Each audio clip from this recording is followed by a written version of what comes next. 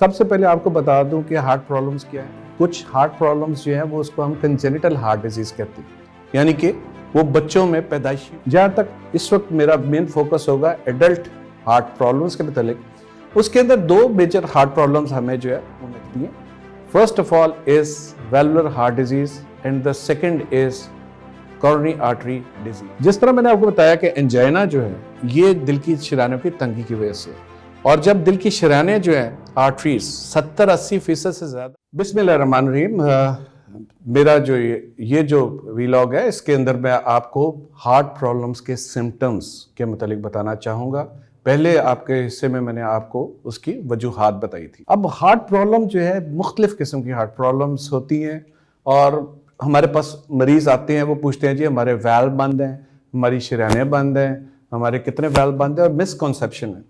सबसे पहले आपको बता दूं कि हार्ट प्रॉब्लम्स क्या हैं। कुछ हार्ट प्रॉब्लम्स जो हैं वो उसको हम कंजेनिटल हार्ट डिजीज कहते हैं, यानी कि वो बच्चों में पैदाइशी होती हैं, जिस तरह के दिल में सुराख हो जाना। अब उसमें भी कई किस्म की वैरायटीज हैं, और फिर कुछ दिल की मेजर आर्टरीज बंद हैं, कुछ वैल्व्स बंद हो सकते हैं। सो वो एक स्पेक्ट्रम है जिसको कंजेनिटल हार्ट डिजीज हम कहते हैं, और यूजुअली यंग एज में पैदाइश के फौरन बाद मैनिफेस्ट करते हैं।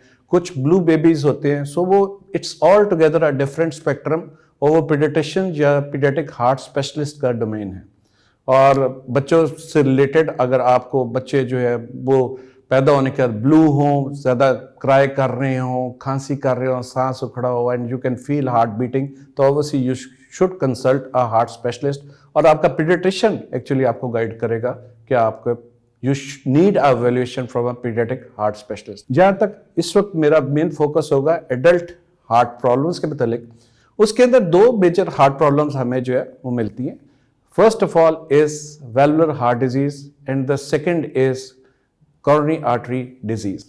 जहां तक वेलुलर हार्ट डिजीज का ताल्लुक है, आपको मैं बेसिक सी बात बताना चाहूँ। जिन लोगों ने बायोलॉजी पढ़ी है उनको पता होगा दिल के 4 चैम्बर्स हैं, 2 राइट साइड पे और 2 लेफ्ट साइड्स पे, और उसके अंदर वैल्व्स हैं जो एक चैम्बर को दूसरे से डिवाइड करते हैं। वैल्व्स ऐसे ही है जिस तरह के दरवाजे हुए, खून आता है तो वो दरवाजा खुल जाता है, खून अगले चैम्बर पे चला जाता है तो दरवाजा बंद हो जाता है।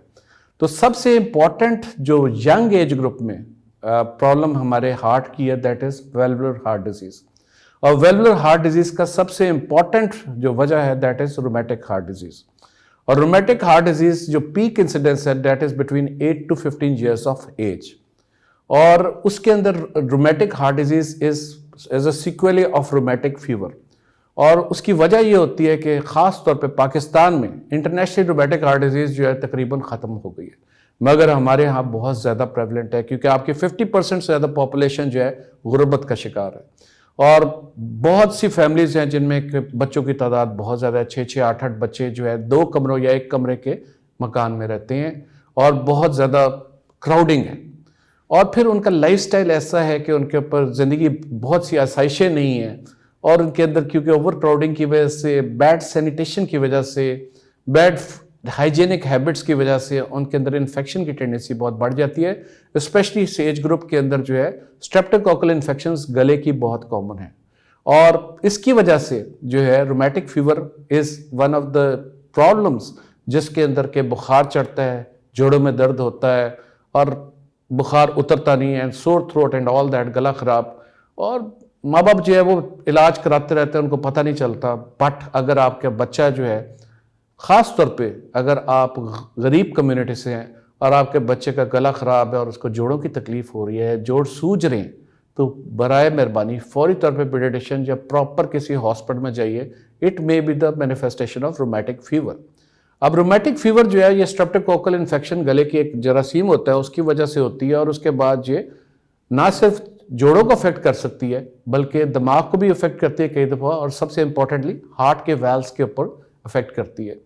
रूमेटिक फीवर तो खुद हील कर जाता है, ठीक हो जाता है 2-3 हफ्तों में या 4 हफ्तों में, मगर कुछ सालों बाद, कुछ लोगों को फौरी तौर पे कोई 1-1.5 साल में, और कुछ को 5 से 10 सालों के बाद मैनिफेस्टेशंस ऑफ वैल्व्स, यानी कि वैल्व्स की तंगी या वैल्व्स लीक करना शुरू कर देते हैं हार्ट के।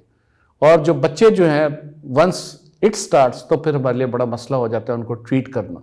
और पेशेंट जिसको वेलुलर हार्ट डिजीज हो, अगर उसके वाल्व में तंगी पैदा हो जाए डिफरेंट दिल के वाल्व में या लीकेज, तो फिर उनका सांस फूलता है, उनकी धड़कन तेज हो जाती है, और फिर अल्टीमेटली हम जब चेक करते हैं इको कार्डियोग्राफी करके, जिसको कि हम कार्डिक अल्ट्रासाउंड भी कहते हैं, तो हमें पता चलता है वैल्व्स की प्रॉब्लम का। अब ये वैल्व्स की प्रॉब्लम जो है, ये वो जो कोरोनरी आर्टरी डिजीज जिसको एंजाइना हार्ट अटैक कहते हैं, उससे बिल्कुल फर्क है। ये इसका स्पेक्ट्रम फर्क है। वो दिल की शरीयानों का मसला है और ये दिल के वैल्व्स का मसला है। तो दिल की शरीयानें मीन्स उनकी आर्टरीज का मसला है जो कि खून की सप्लाई करती है, जबकि ये दिल के चैम्बर्स के दरमियान जो दरवाजे हैं, जिस वैल्व्स हैं, उसका मसला है। फिर अगर रोमेटिक हार्ट डिजीज जिसके अंदर के वैल्व्स की तंगी या लीकेज हो, फिर हम उसका जो डायग्नोस करते हैं, फिर हमें मेडिकली ट्रीट करना पड़ता है, और फिर अल्टीमेटली शायद हमें ऑपरेशन या बैलून्स के जरिए जो है उन वैल्व्स को खोलना पड़ता है।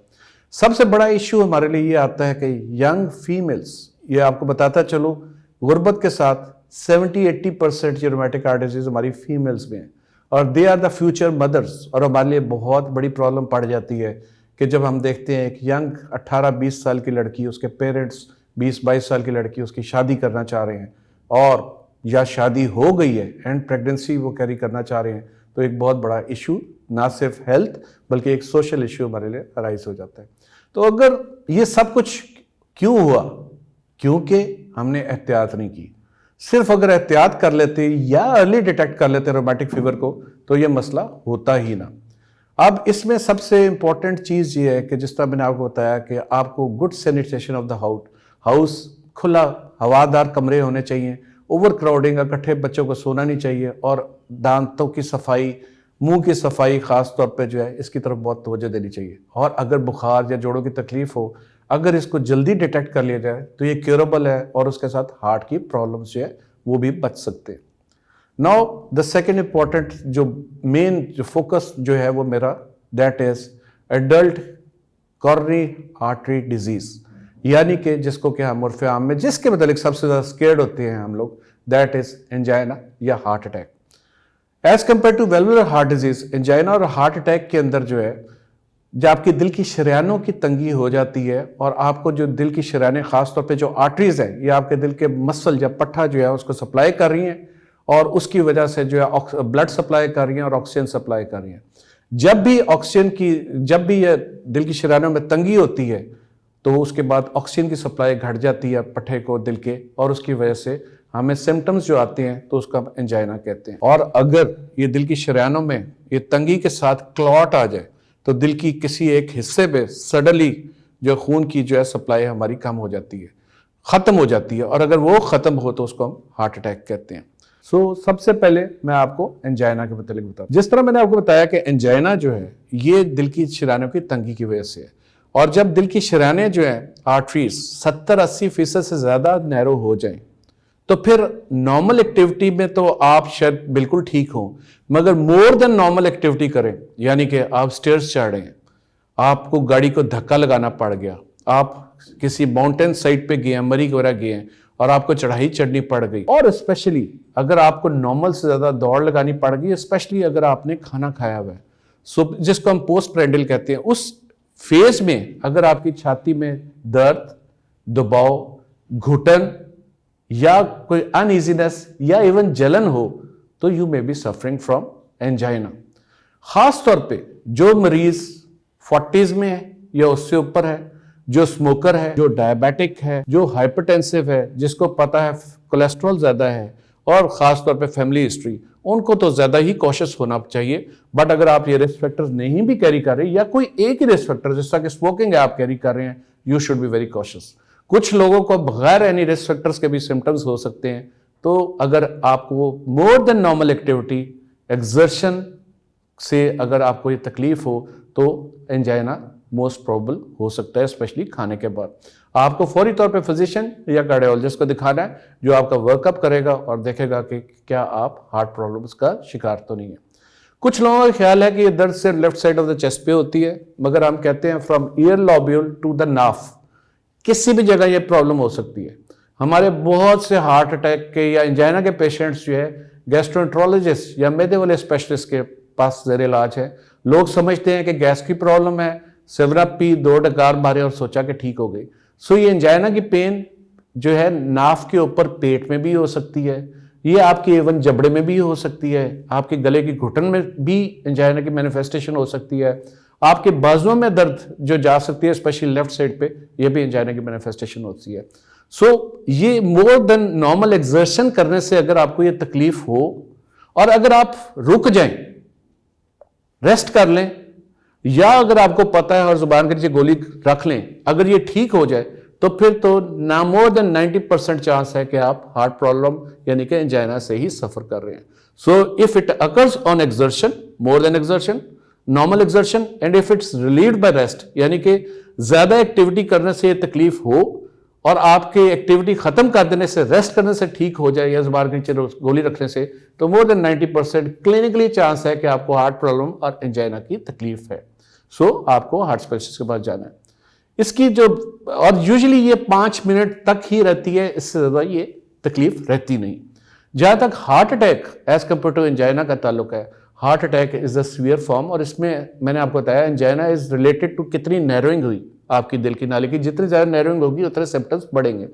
Heart attack depends not on the narrowing, ये even 50% narrowing of the arteries पे हो सकता है। इसके अंदर जो है, जिस तरह एक वोल्केनो अरेप्ट करता है आपके दिल की शरीयानों के अंदर, कोलेस्ट्रॉल का एक क्लस्टर जिसको हम एथेरोस्क्लेरोसिस कहते हैं, वो बर्स्ट करता है, उसके ऊपर एक क्लॉट आ जाता है, और जैसे ही क्लॉट आता है तो वो दिल की शरीयान जो सप्लाई एक हिस्से को हार्ट के कर रही है, उधर बिल्कुल सप्लाई रुक जाती है और उसकी वजह से आपको हार्ट अटैक होता है। एंजाइना की निस्बत सिम्टम्स हार्ट अटैक की है। पहली बात तो साइट वही है, umbilicus two year lobule and both arm, बिल्कुल जहां एंजाइना की पेन होती है हार्ट अटैक की पेन उधर ही होती है।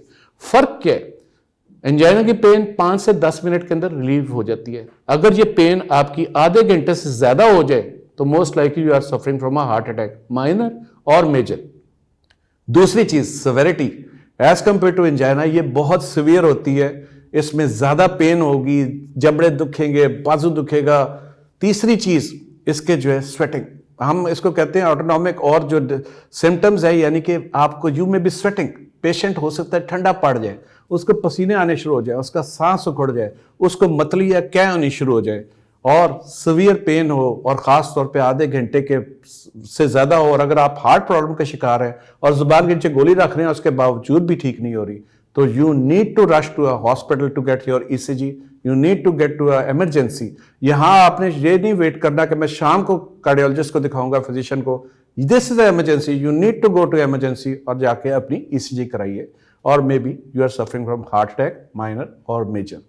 सो ये सिम्टम्स बहुत इंपॉर्टेंट है, स्पेशली उन लोगों के लिए जिनमें रिस्क फैक्टर्स हैं, स्मोकिंग, डायबिटीज, हाइपरटेंशन, मोटापा, हाई कोलेस्ट्रॉल, या जिनमें फैमिली हिस्ट्री है। और even without that anybody above 45-55 should इन चीजों को उसको बिल्कुल लाइट नहीं लेना। और मैदे की तकलीफ हो सकती है, मगर हमें हर सूरत में उसको क्लैरिफाई करना है with a good clinical examination.